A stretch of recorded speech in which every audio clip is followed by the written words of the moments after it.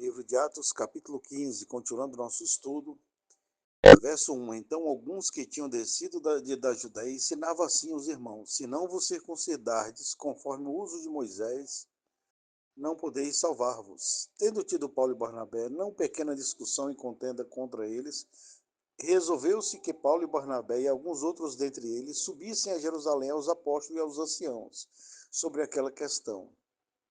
E eles, sendo acompanhados pela igreja, passavam pela Fenícia e por Samaria, contando a conversão dos gentios, e davam grande alegria a todos os irmãos. E quando chegaram a Jerusalém, foram recebidos pela igreja, pelos apóstolos e anciãos, e lhes anunciaram quão grandes coisas Deus tinha feito com eles. Alguns, porém, da seita dos fariseus, que tinham crido, se levantaram dizendo que era mister circuncidá-los e mandar-lhes que guardasse a lei de Moisés.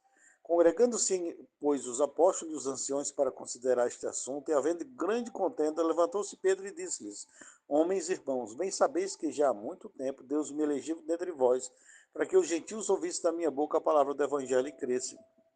E Deus, que conhece os corações, lhes deu testemunho, dando-lhes o Espírito Santo, assim como também a nós, e não fez diferença alguma entre eles e nós, purificando os seus corações pela fé. Agora, pois, por que tentais a Deus, pondo sobre a cerviz dos discípulos um jugo que nem nossos pais nem nós podemos suportar? Mas cremos que seremos salvos pela graça do nosso Senhor Jesus Cristo, como eles também. Então toda a multidão se calou e escutava Barnabé e Paulo, que contavam com grandes sinais e prodígios Deus havia feito por meio deles entre os gentios. E havendo-se eles calado, respondeu Tiago, dizendo: homens e irmãos, ouvi-me. Simão relatou como primeiramente Deus visitou os gentios para tomar deles um povo para seu nome. E com isto concordam as palavras dos profetas, como está escrito: depois disso voltarei, reedificarei o tabernáculo de Davi, que está caído, levantá-lo-ei das suas ruínas, e tornarei a edificá-lo, para que o restante dos homens busque ao Senhor, e todos os gentios sobre os quais o meu nome é invocado. Diz o Senhor, que faz todas essas coisas.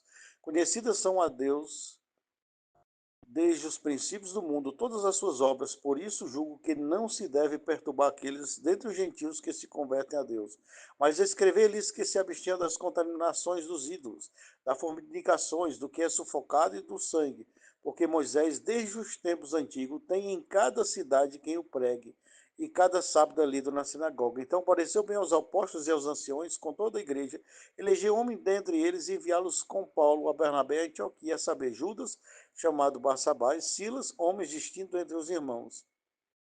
Por intermédio deles escreveram o seguinte: os apóstolos, os anciões, os irmãos, aos irmãos dentre os gentios que estão em Antioquia, Síria e Cilícia, saúde. Porquanto ouvimos que alguns que saíram dentre nós vos perturbam com palavras e transtornaram as vossas almas, dizendo que deveis circuncidar-vos e guardar a lei, não lhes tendo nós dado mandamento. Pareceu-nos bem, reunidos concordemente, eleger alguns homens e enviá-los a vós com os nossos amados Barnabé e Paulo, homens que já expuseram as suas vidas pelo nome do nosso Senhor Jesus Cristo. Enviamos, portanto, Judas e Silas, os quais por palavra vos anunciarão também as mesmas coisas. Na verdade, parece bem ao Espírito Santo e a nós, não vos impor mais encargo algum, senão essas coisas necessárias, que vos abstenham das coisas sacrificadas aos ídolos, e do sangue, da carne sufocada, e da fornicação, das quais coisas bem fazeis se vos guardardes, bem vos vá. Tendo eles então se despedido, partiram para Antioquia, e ajuntando a multidão, entregaram a carta, e quando as leram, alegraram-se pela exortação. Depois Judas e Silas, que também eram profetas, exortaram e confirmaram os irmãos com muitas palavras. E detendo-se ali algum tempo, os irmãos os deixaram voltar em paz para os apóstolos. Mas pareceu bem a Silas ficar ali. E Paulo e Barnabé ficaram em Antioquia, ensinando e pregando com muitos outros a palavra do Senhor. E alguns dias depois, disse Paulo a Barnabé: tornemos a visitar irmãos por todas as cidades em que já anunciamos a palavra do Senhor, para ver como estão. E Barnabé aconselhava que tomasse consigo João, chamado Marcos. Mas Paulo parecia razoável que não tomasse consigo aquele que desde a Panfilha se tinha apartado deles e não os acompanhou naquela obra. E tal contenda houve entre eles, que se apartaram um do outro. Barnabé, levando consigo a Marcos, navegou para Chipre, e Paulo, tendo escolhido a Silas, partiu, encomendando pelos irmãos a graça de Deus. E passou pela Síria e Cilícia, confirmando as igrejas. Essa é a palavra de Deus para nós hoje, é uma palavra de ensinamento, é uma palavra que vai trazer muita paz aos nossos corações, porque traz entendimento e luz do que devemos fazer na presença de Deus. A igreja, ela foi fundada por Cristo e pelo Espírito Santo no meio do povo judeu. E já falamos em outro áudio que isso foi muito bom porque tem uma grande base teológica e tem um conhecimento milenar e técnicas de estudos e de ensinos já sedimentada, já praticada pelo povo judeu. O povo judeu já tinha escolas espalhadas pelo todo o mundo em que eles habitavam, onde ensinava tudo sobre a Bíblia. E os métodos de ensino dele são fantásticos porque isso impacta não só o aprendizado da palavra de Deus, mas o aprendizado de outras coisas. É muito comum saber que judeus falam várias línguas. Judeus costumam ter certo patrimônio guardado para casos de emergência, já que eles foram perseguidos no mundo inteiro. Então, eles têm uma cultura milenar. A Torá oral, que é a parte que eles chamam de sagrado, que é um livro que os cristãos não usam, mas tem muitos conhecimentos a respeito de muitas coisas que algumas são estranhas, mas outras são de grande utilidade. Então, existia toda uma base, toda uma maneira de ensinar a palavra de Deus, toda uma teologia, livros sagrados e técnicas de ensino e de oratória. Os judeus, eles tinham uma certa medicina avançada, então vão se convertendo ao cristianismo pessoas também com grande conhecimento.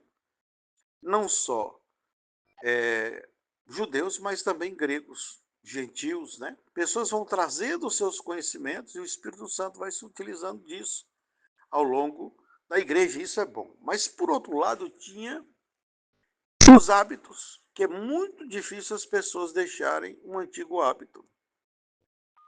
E volta e meia elas retornam às suas crenças anteriores e a métodos de servirem a Deus. Então, estava havendo uma certa divisão dentro da igreja, cristãos judeus e cristãos não judeus. E os judeus, por suas tradições, pelos seus hábitos, estranhavam certas práticas dos cristãos convertidos que não eram judeus. Então começaram a dizer que eles deviam se circuncidar conforme o uso de Moisés, senão não podia ser salvos. Veja, o que era circuncisão? Circuncisão era a aliança de Deus que Deus faz ali com Abraão, e Abraão se circuncida em Ismael no primeiro dia, e no mesmo dia, e depois, posteriormente, e a casa dele, os empregados, e essa circuncisão ela tem impacto muito espiritual, porque era um sinal de aliança entre Abraão e Deus, entre a descendência de Abraão e Deus. Teve um impacto positivo na fecundação e no combate a certas doenças, porque o prepúcio, que é aquela carne que cobre o órgão sexual, a cabeça do órgão sexual masculino, ela retirada, ela evita muitas infecções. Então, ao longo dos anos, os judeus estavam mais livres de doenças, por esses hábitos e pelos hábitos de limpeza que são ensinados na própria Bíblia. Por exemplo, na peste negra, peste bubônica, que é a peste que dizimou, parece um terço da Europa, morriam poucos judeus, porque as doenças não eram transmitidas aos judeus porque eles já tinham hábitos de limpeza, como usar máscara, isolamento do doente. E essas técnicas que foi ensinada por Deus a Moisés e que é passado culturalmente para eles, evitou grandes males. Então eles tinham toda essa bagagem de conhecimento e era muito difícil de deixar esses hábitos. Então a circuncisão era uma aliança de Deus, mas ela era uma coisa provisória. Era algo feito ali, alguns acreditam que até era um ritual de sangue, porque após isso havia um sangramento ali, e até algumas pessoas acreditam que o sangue de Jesus já derramado ali na infância dele, a partir dos 8 anos, era já era uma espécie de sacrifício, e ali se dá no Getsemane, ele soa sangue, e depois o final na cruz, mas a gente não vai se prender a isso, mas o fato é que era muito difícil de deixar esse conhecimento. E os apóstolos começam a combater essas coisas porque quando você tira de Cristo o centro da salvação, você começa a minar a fé cristã. É o que acontece muito hoje. As pessoas querem voltar aos rituais judaicos. Está cheio de cristãos no Brasil dizendo que a Bíblia foi mal traduzida, que existem vários erros, e eles não procuram entender o Novo Testamento teologicamente, nem a Bíblia em português teologicamente, eles simplesmente negam e vão servir o judaísmo. E a maioria, depois do judaísmo, vão para outras coisas, daqui a pouco a boa parte acaba no ateísmo. Isso é um processo cultural, isso é um processo causado também por questões políticas e religiosas, e devemos ter cuidado, porque está cheio disso nas redes sociais. As pessoas procurando uma outra forma de se expressar religiosamente. Geralmente são pessoas que o Espírito Santo se afastaram dela ou que nunca tiveram a presença do Espírito Santo. Acontece muito em conversões psicológicas, que é aquela conversão que a pessoa ela fica impressionada, ela está passando por uma fase difícil, o marido deixou, a esposa deixou, está passando por uma crise financeira, uma doença, ela vai para a igreja em busca de uma solução do seu problema. Quando passa aquele problema ou o problema não é solucionado, a pessoa se afasta. E aí ela vem com certo conhecimento e começa a querer justificar ali, racionalizar, usa os seus mecanismos de defesa para poder negar a religião e assumir outra fé. Então, é muito comum isso. Mas, geralmente, é a ausência do Espírito Santo de Deus, porque é o Espírito Santo de Deus que ministra a palavra no nosso coração, que abre o nosso entendimento para crer nas Escrituras. Eu já passei por isso, por várias igrejas, perdi a fé, me tornei ateu, e eu percebi que meu afastamento da igreja e da palavra de Deus era pecado e ausência do Espírito Santo de Deus. Uma vez resolvidas essas coisas, a fé retornou e se tornou ainda mais forte. Então, se você está passando por um período que você tem que buscar a Deus e está querendo encontrar no judaísmo e outras religiões a solução, eu aconselho você a começar com jejum e oração. Existem castas de demônios fortíssimas que atacam as pessoas que ou estão em pecado ou estão em dúvida, e esses demônios eles cegam o entendimento das pessoas e elas começam a andar por caminhos tortuosos. E tem castas que só saem com jejum e oração. Você passa pelo período de jejum e oração, e tudo que você for ler, qualquer livro de filosofia, de teologia, você tem que ler debaixo de oração e jejum, para que você não seja assediado por esses espíritos e não tenha sua fé corrompida. Então aqui eles estavam querendo ensinar que tinha que voltar à circuncisão e conforme o uso de Moisés. Tendo tido Paulo e Barnabé não pequena discussão e contenda contra eles, resolveu-se que Paulo e Barnabé e alguns outros dentre eles subissem a Jerusalém aos apóstolos e aos anciões. Então o que acontece? Eles começam a perceber que isso está em grande escala. Por quê? Porque a igreja é fundada de judeus, e em um primeiro momento vai ter mais judeus, e os judeus vão puxar a sardinha para o seu lado, né? Então, vai haver essa divisão dentro da igreja. E eles, sendo acompanhados pela igreja, passavam pela Fenícia, por Samaria, dando a conversão dos gentios, e o povo se alegrava. E quando chegaram a Jerusalém, foram recebidos pela igreja, pelos apóstolos e anciãos, e lhe anunciaram quão grandes coisas Deus tinha feito com eles. É muito importante que aqui a palavra ancião seja contada aqui, porque ancião existiam os anciões de Israel que estavam se convertendo e estavam trazendo aquela bagagem de conhecimento. Esses anciãos, eles eram o quê? Conservadores, que é importante ter na igreja pessoas conservadoras, porque tem que conservar uma base, mas eles eram conservadores do judaísmo. Então era muito difícil para ele entrar em choque, é muito difícil você se abster, se afastar de hábitos antigos. Então, comer rituais para lavar, o judeu tem muito ritual até hoje, para tomar banho, para usar o banheiro, para orar, para ler a Bíblia. Uns são muito bonitos, outros são, de certa forma, exagerados. E aqui vai dizer que alguns das seitas dos fariseus que tinham crido se levantaram dizendo que era misto circuncidá-los e mandar-lhes que guardassem a lei de Moisés. Então, eles queriam o quê? Peraí, a salvação não está completa. Era o que eles pensavam. Para ser completa, tudo bem, Deus deu o direito deles serem salvos, mas para eles serem salvos, eles tinham que obedecer à lei de Moisés, ou seja, Cristo só dá um direito, mas é o direito de se tornar judeu. Basicamente é um entendimento próximo disso. Mas na verdade não, o ritual de Jesus é completo. Todos os rituais da lei, e eu digo da lei é ritualística mesmo, eles tinham que ser deixados de lado. A lei de Moisés, que é a lei moral, essa lei ela nunca acabou. A lei de não adulterarás, não matarás, não roubarás, não fornicarás, essas coisas elas permanecem. Então, os apóstolos se reúnem para considerar esse assunto, como diz o verso 6. E havendo grande contenda, verso 7, levantou-se Pedro e disse: Homens e irmãos, bem sabeis que já há muito tempo Deus me elegeu entre vós para que os gentios ouvissem da minha boca a palavra do evangelho e cresce. Deus que conhece os corações lhe deu testemunho, dando-lhes o Espírito Santo assim também como a nós. Ou seja, não estava faltando mais nada nos gentios, porque o principal que um humano poderia ter na sua vida é a presença do Espírito Santo nele.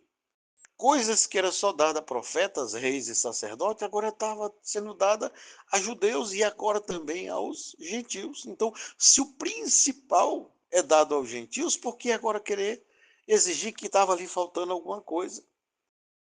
É como se pegasse moradores de rua e de repente moradores de rua dessem banho nele, vestissem uma roupa, tratassem dos dentes dele, da pele, da alimentação, fizessem um tratamento dele, dessem roupas bonitas, carros, e agora disseram, agora você vai ser funcionário público do Estado, de mais alto escalão, vocês vão ser todos juízes. Aí, essas pessoas agora que são juízes, chega alguém e diz, vocês não podem ser juízes porque vocês têm que engraxar o sapato com uma graxa diferente. Não faz sentido, porque o principal ele já tem. E o principal é o Espírito Santo de Deus. É quando você quer dizer que o método é mais importante do que o objetivo. Porque o objetivo que era alcançar o Espírito Santo de Deus, e claro que em um primeiro momento foi importante os rituais judaicos, porque isso marcaram a psique deles, marcaram a cultura dele, marcaram a teologia dele, e essa teologia, de certa forma, impactou o mundo, e claro que com isso é transferido para o cristianismo bagagem dessa cultura, desses processos cognitivos, dessa maneira de falar e de escrever, e de pregar o evangelho, de viver o evangelho. É muito bom essa tradição. E devemos deixar claro uma coisa, o cristão também não pode deixar de ter alguns rituais. Eu vejo nas igrejas as pessoas indo para um extremo, que é querer voltar ao judaísmo, e outras pessoas querer transformar o cristianismo em algo banal. Oram de qualquer jeito, em qualquer lugar, de qualquer forma. Por exemplo, tem pessoas que aconselhavam em uma certa igreja, quando fosse orar no banheiro. Veja, se você está preso num banheiro, se você está preso numa fossa, que é um buraco, como teve profetas, você ora ali, porque Deus vai lhe ouvir ali, ele vai entender que você está numa situação difícil e vai lhe socorrer a partir dali. Mas, normalmente, na sua casa, você procura um lugar de mais paz e de mais honra para que você possa orar, porque isso é uma forma de como você vê a Deus também. Se eu tenho condições de orar na sala, ou no quarto, ou num lugar limpo e organizado, eu não vou orar no banheiro de forma alguma. Então, eu tenho que ter meu método de oração. Você vê, a oração não pode ser repetitiva, porque ela não é uma senha, não é Deus não é um robô que você aperta uma tecla e um código e ele vai te responder. Não, Deus é um ser vivo. É um ser vivo para que você possa compreender ele, porque ele é a totalidade do ser, né? Ele é o criador de todas as coisas, mas ele tem pessoa, ele é pessoal. E eu preciso falar com esse Deus no melhor lugar, da melhor forma e de uma forma bonita. Se eu não preciso ser repetitivo, mas eu preciso ter um método, por exemplo. Minha oração ela tem que ter um esqueleto, ela tem que ter uma parte sólida. Então, você abre a oração no nome de Jesus, porque Jesus ensinou a orar no nome dele. Então, você ora agradecendo a Deus, você pode ler salmos, e é bom que você cante louvores, e que você faça da sua oração um mini culto, ou um grande culto de adoração.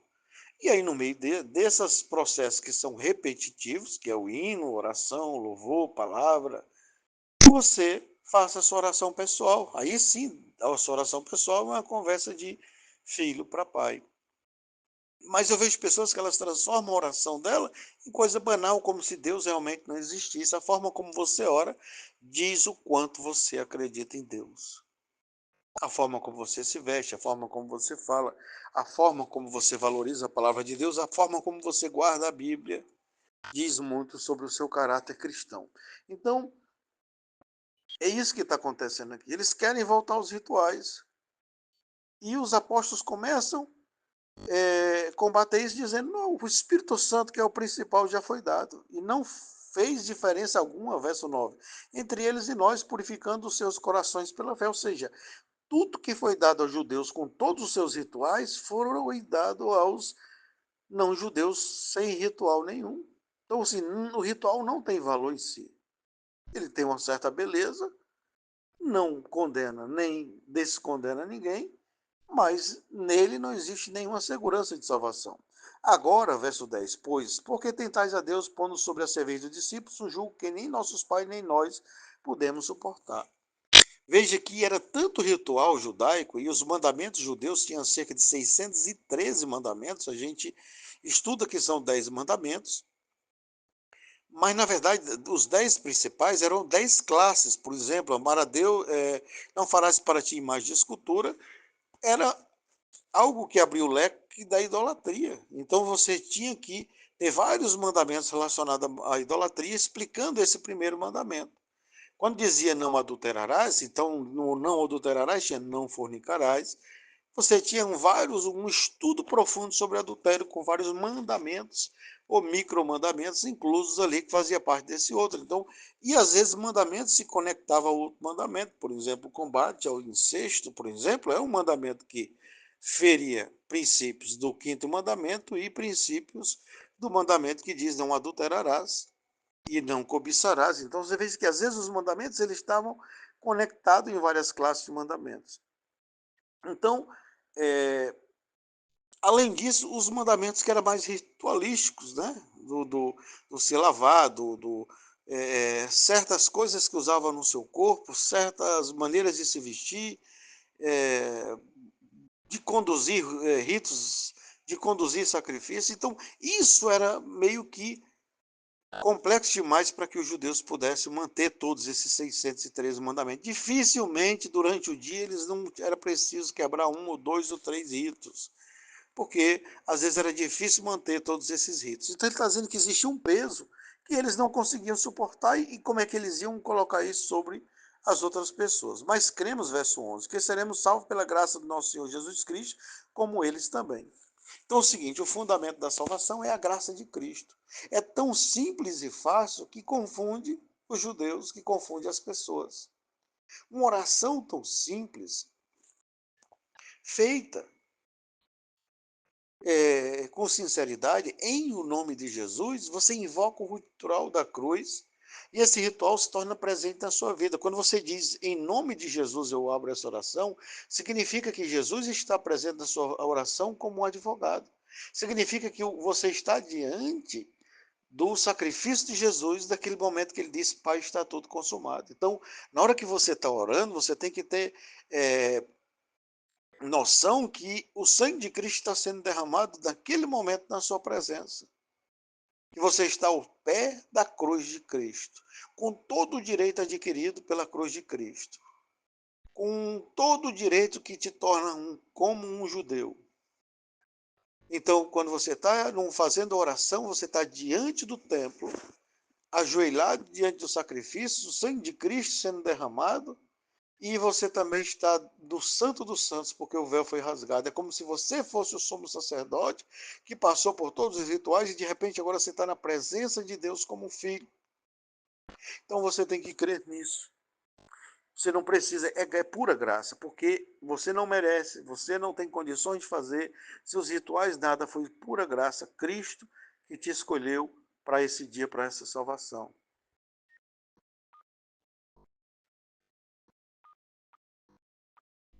Então toda a multidão se calou, verso 12, escutava Barnabé e Paulo que contavam com grandes sinais e prodígios, Deus havia feito por meio deles entre os gentios. É muito importante isso, porque o poder de Deus que era manifestado em Jesus, geralmente para os judeus, salvo raras exceções, a mulher cananeia, o centurião e outros poucos, os milagres aconteciam para judeus. Mas agora eles estão dizendo que coisas maravilhosas estão acontecendo para os gentios, há mesmos milagres de ressurreição, de cura, de libertação, que acontecia para os judeus, acontece para os gentios. Então, nem nos milagres Deus fazia acepção de pessoas.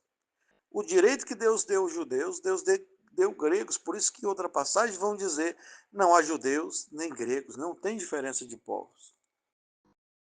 Isso é muito bom na atualidade. O cristianismo foi o que tornou os povos iguais. As pessoas elas têm tendência a achar que elas são de raças especiais. Tem pessoas que começam a buscar e dizer, eu tenho sobrenome judaico, de origem judaica, e é verdade, boa parte dos brasileiros são descendentes de judeus, uma grande parte, tem muitos sobrenomes judeus brasileiros aqui, portugueses, que são de origem judaica. Né? Os judeus, fugindo da Inquisição, se convertiam ao cristianismo, eram chamados cristãos novos, mas eles só fingiam muitas vezes que eram cristãos e mudavam seus nomes para poder se identificarem ali. Algumas famílias famosas do Brasil são, na verdade, de origem judaica, eram judeus puros, existe até muitos judeus puros que casaram entre si sem nem saber que eram judeus e até hoje estão casando. É muito comum isso. Então, o que acontece? É, eles aqui estão tentando é, provar que esses milagres estão sendo feitos também aos gentios. E, com isso, torna o cristianismo a religião que coloca todos os povos iguais. Veja, um africano, um judeu, um alemão, um chinês, se converter, a gente, geralmente, quem tem o Espírito Santo de Deus, já adota essas pessoas como irmãos. Eu lembro que a primeira vez que eu vi uma mulher loira casada com um negro foi numa igreja evangélica. Eu achei isso muito bonito. Aquilo me tocou porque eu morava no interior, onde a maioria das pessoas era branca e existia um certo preconceito de cor. Há muitos anos atrás era muito mais intenso isso. Hoje é feito um trabalho social aí pelas redes sociais, pela mídia, pela grupos de defesa da igualdade social e combatem isso. Mas na época não tinha muito isso. Então, por quê? Porque alguém que sabe que a única diferença que existe é quem tem o Espírito Santo e quem não tem, não pode dizer que o negro, o branco, o índio, o asiático é diferente. Não é. Nós somos iguais. Então nós podemos nos chamar verdadeiramente de irmão. Então quem tem esse entendimento não consegue entender a escravidão, não consegue entender certas coisas. E claro que por erros teológicos a igreja não combateu quando deveria ter combatido é, a escravidão e outras injustiças sociais. Então os milagres estão acontecendo, provando que não existe diferença de raças. Aqui está o foco grande principal, não existe diferenças de raças. A diferença é espiritual, é quem serve a Deus e quem não serve. Essa diferença ela existe, infelizmente divide as pessoas do mundo. E havendo-se calado, respondeu Tiago dizendo, homens,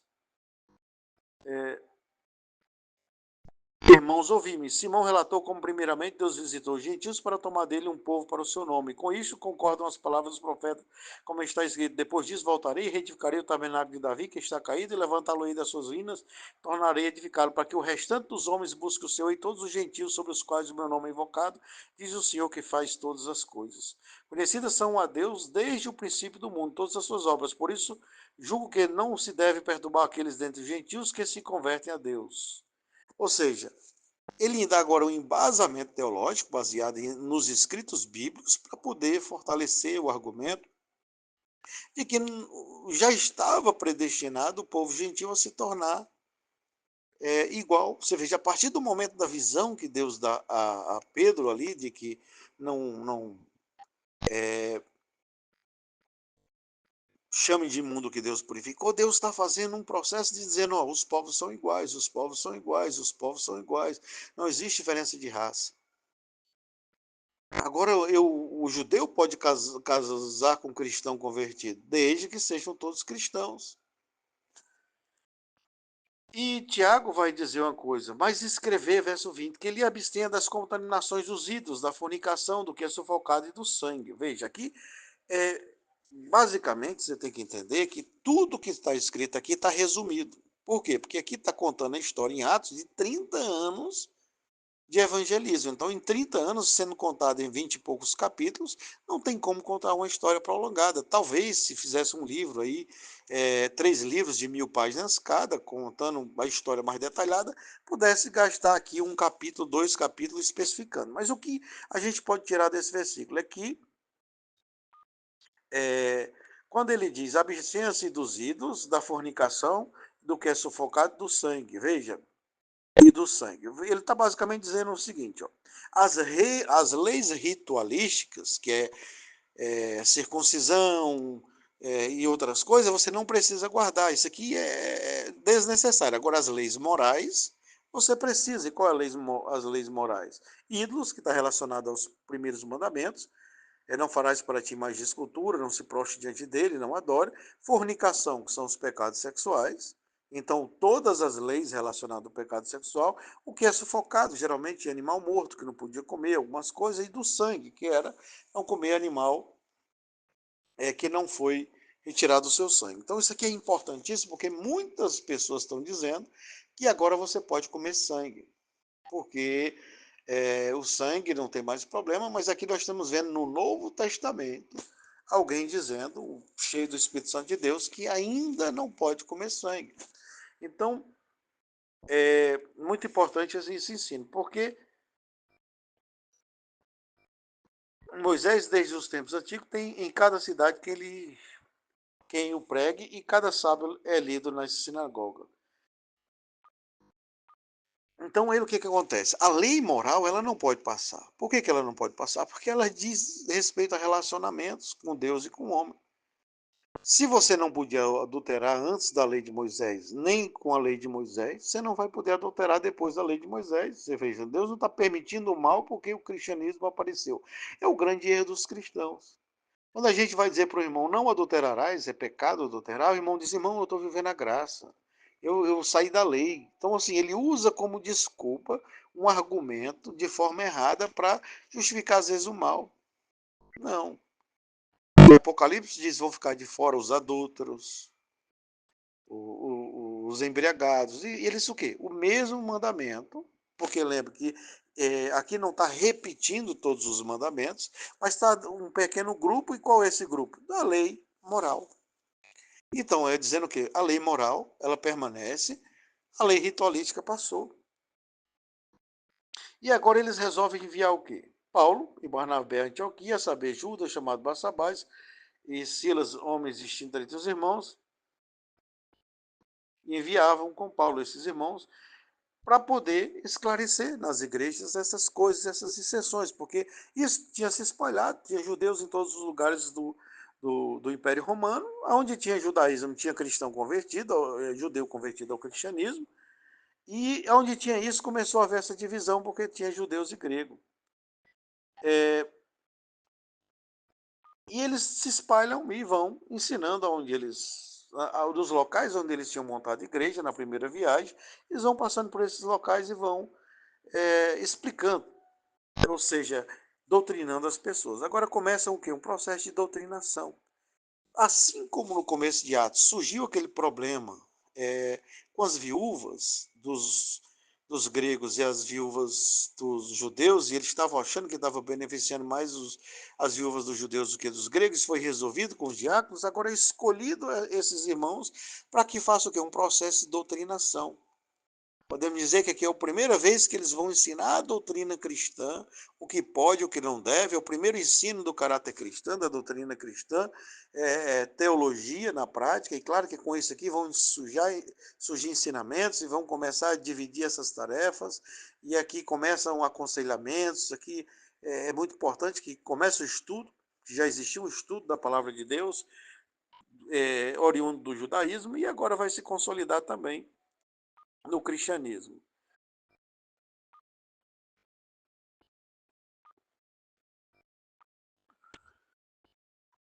E aqui ele vai dizer, na verdade, verso 28, parece bem ao Espírito Santo e a nós, não vos impor mais encargo algum, senão estas coisas necessárias. Veja, muito bem, eles estão dizendo aqui que pareceu bem ao Espírito Santo e a nós. Esses homens eram cheios do Espírito Santo, então eles podiam falar no nome do Espírito Santo.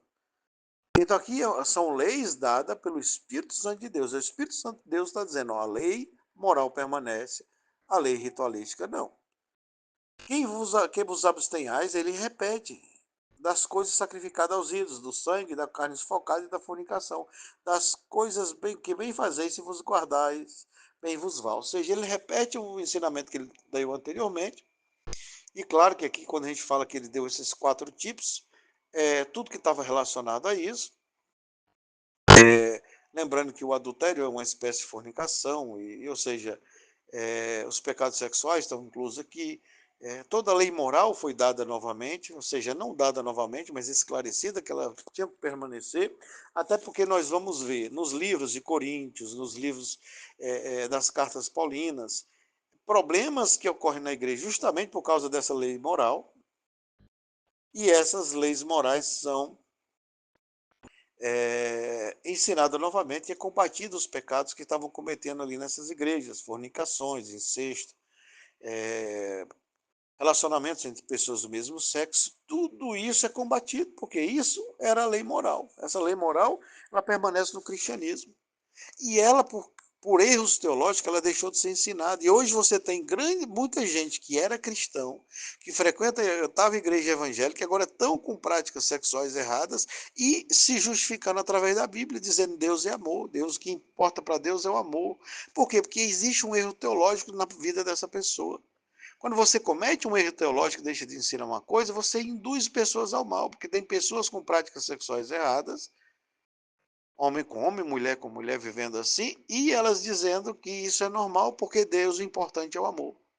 Porque resume aquele mandamento, amar a Deus sobre todas as coisas e o próximo como a si mesmo, e eles acham que esse é o amor do mesmo dos filmes de sessão da tarde, dos filmes românticos de drama que tem no mercado aí, das séries e novelas, dos doramas da vida. Não, não é esse amor que a Bíblia fala.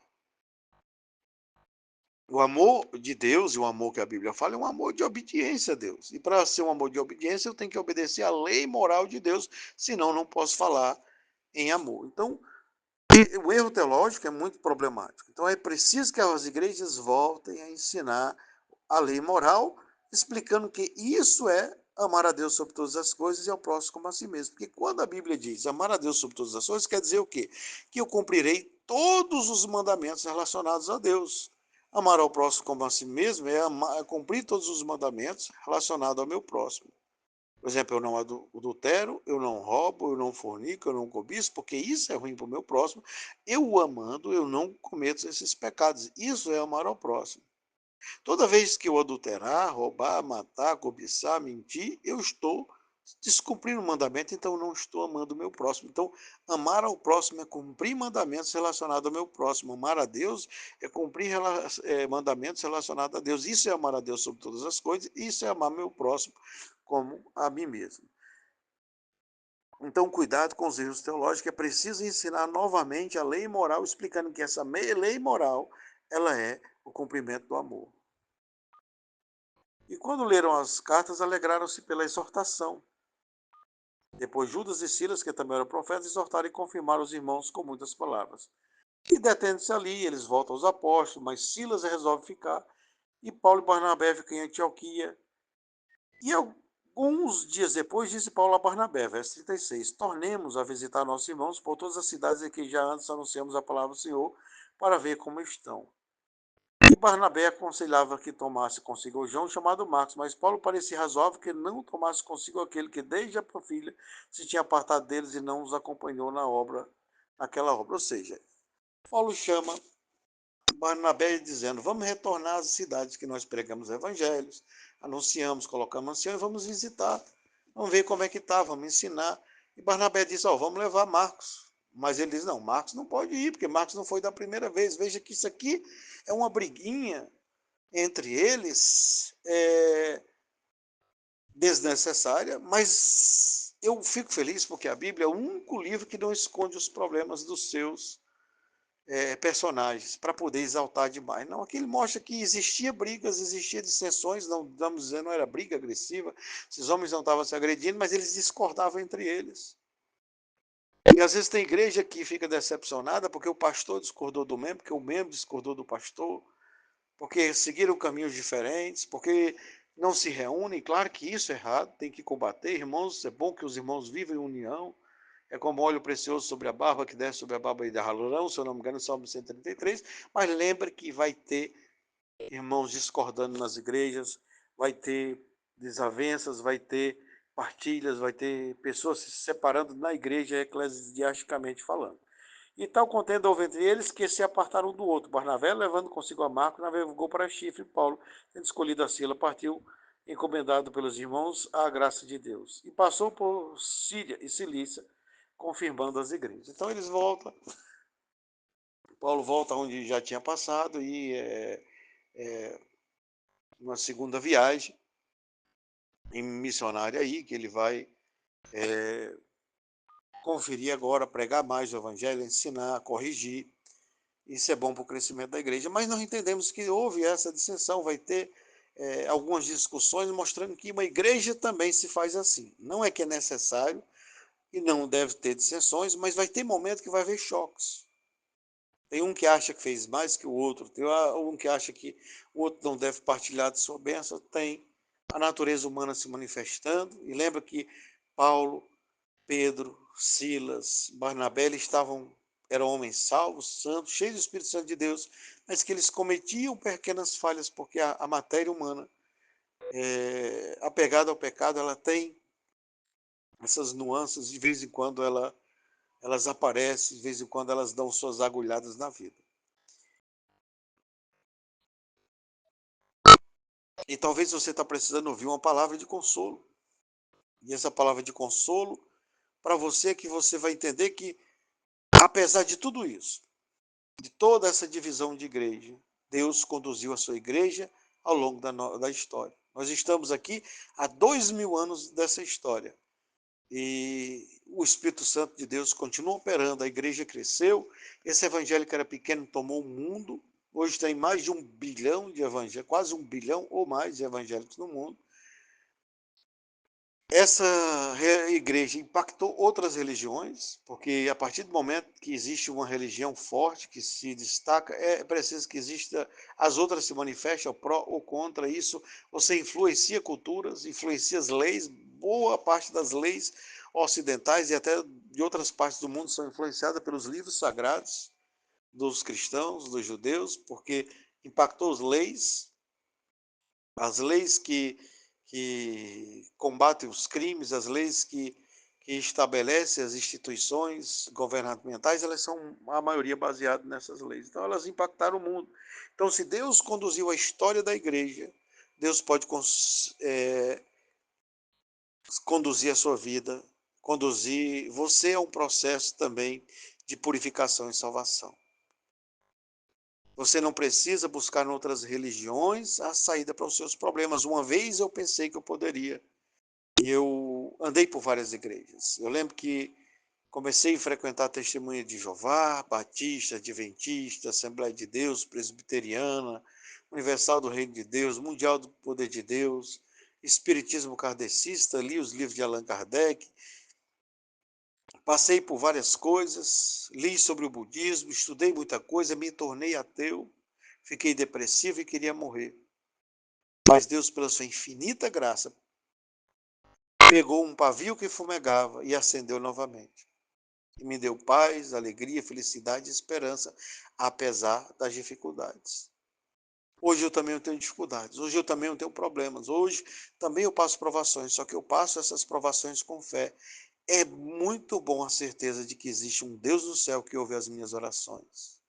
Que apesar das minhas angústias, que apesar das minhas falhas, que apesar das minhas dificuldades, que apesar daquilo que eu não entendo, dos momentos de sofrimentos que às vezes eu acho que fui abandonado, existe um Deus que ouve as minhas orações e que responde. E esse Deus, ele fala com você hoje por meio dessa palavra. Você não precisa buscar em outras religiões, você não precisa buscar fora da palavra de Deus isso. Ora, jejuma, lê a Bíblia e busca resposta dentro da palavra de Deus. Receba a palavra em nome de Jesus. Amém. Amém.